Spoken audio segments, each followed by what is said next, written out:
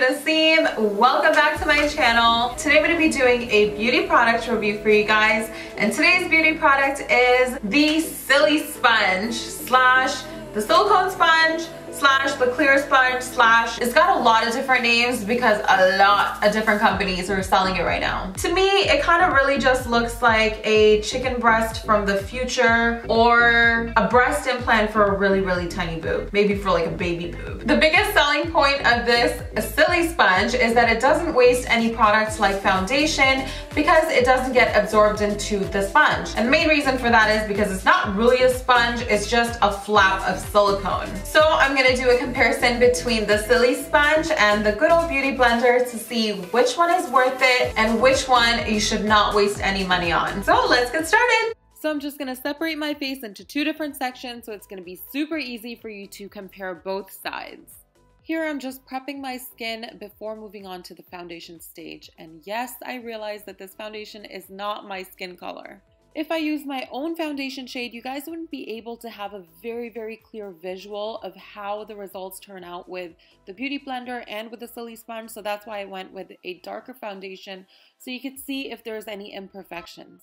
To keep the comparison fair, I only put one pump of foundation on both the Silly Sponge and the Beauty Blender. As you can see, the Silly Sponge is basically just pushing the product around on my face. It's not really doing a very good job of blending, and it did leave a lot of streaks, so when I went back to cover those streaks with a little bit more of the foundation that was left on the Silly Sponge, it actually just turned into an even bigger disaster. And here is the foundation result for the Beauty Blender. Very nice, very clear and even coverage. And this was the Silly Sponge, extremely streaky. I wasn't really gonna add the concealer part, but whatever, YOLO. Actually, I don't even think people say that anymore. Never mind. Anyway, so here is the concealer, and blending it out with the Beauty Blender turned out amazing. Again, with the Silly Sponge, turned into an absolute shit show. It did such a horrible job. So now that I take the tape off, you're gonna be able to see clearly what the foundation looks like on the left side with the Beauty Blender. Very nice. And then on the right side looks hideous. So which one would I rather stick with? Honestly, even though the Beauty Blender waste product, I would still stick to this because I feel like this works with a wide range of foundations with different consistencies and still gives you a very nice even finish. All right, so now that you had a nice little visual of how the Beauty Blender works versus the Silly Sponge, here are a few key points to remember when you decide on which one you want to invest your money in. The cost. The Silly Sponge cost me about $20 and the Beauty Blender runs about $28. This one also seems to be a little bit more durable than the Beauty Blender. Cleaning. The Silly Sponge is very easy to clean, just soap and water and just dry it off with a paper towel. The Beauty Blender, on the other hand, does take a little bit of work. You have to really get in there with your soap to get all of the foundation, all the product out, and you also have to let this dry. Now, as far as the blending of the foundation and the makeup goes, I feel like this doesn't always work as well as the Beauty Blender does because this one works on a wide range of different products and foundations and still gives you a very seamless finish.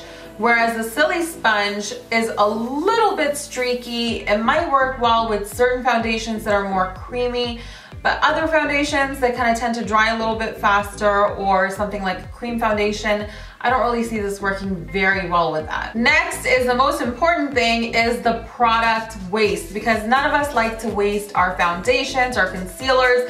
That stuff costs a lot of money. So we all know that the Beauty Blender does waste a little bit of product when you put it on because you can see it literally coming outside when you start washing these Beauty Blenders.